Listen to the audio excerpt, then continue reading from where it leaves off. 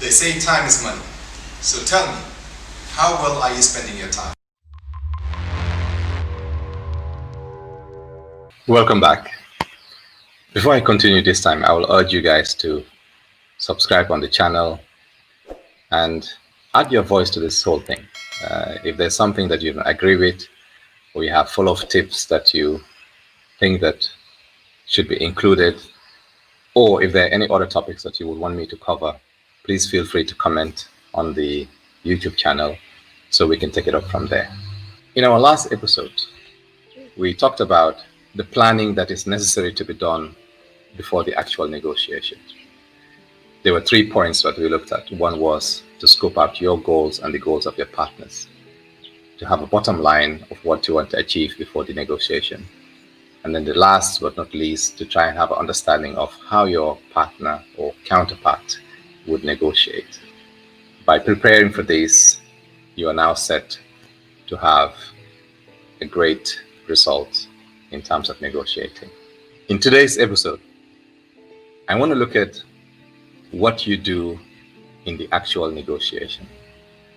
Again, I want to give you 3 points that you should concentrate on. The first thing is listen and learn. There are key information that you have to listen to during the negotiation. Something like, or tell me about the price again, or tell me about the quality, or tell me about the neighborhood if somebody's looking to invest into a property. The words tell me are golden because you can tell it's very important to them and you can focus on giving them what they want so you can get what you want out of it. The other thing that you need to look at is, for example, taking notes during negotiation or when somebody's talking. It's not a sign of a weakness. It's actually a sign of decency and sign to show the people that what they're saying is important. So always remember to take notes so that you can refer back to them when you're giving back their answers. The second thing that you should concentrate on is try to connect through emotions. When someone is buying a house, for example, it has taken them quite a lot of years to raise these funds. It's important that when you're dealing with them, you take the fear from them. That is the fear for them thinking that they might have a bad deal, or they might be robbed, or they might invest in a bad neighborhood and all these things.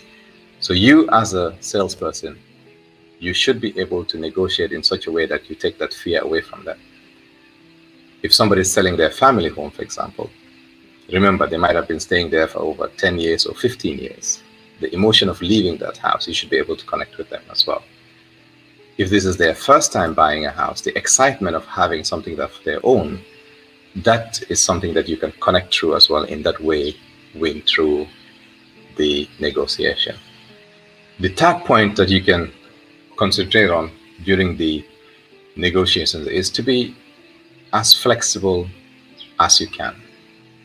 You don't have to be rigid and stick to one point only.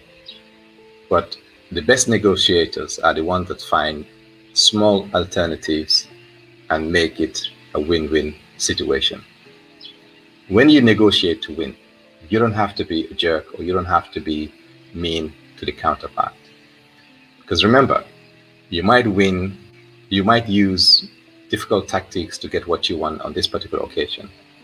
But when the counterpart leaves the negotiation table and feel that they didn't get a win-win situation, they're going to do everything possible to stop either the deal happening or to stop anybody else coming through to you, because you will be tagged as somebody who robs people or somebody who doesn't care about the counterpart.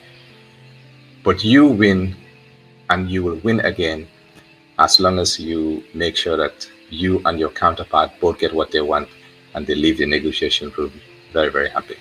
As usual, ladies and gentlemen, success is possible. Stop procrastinating.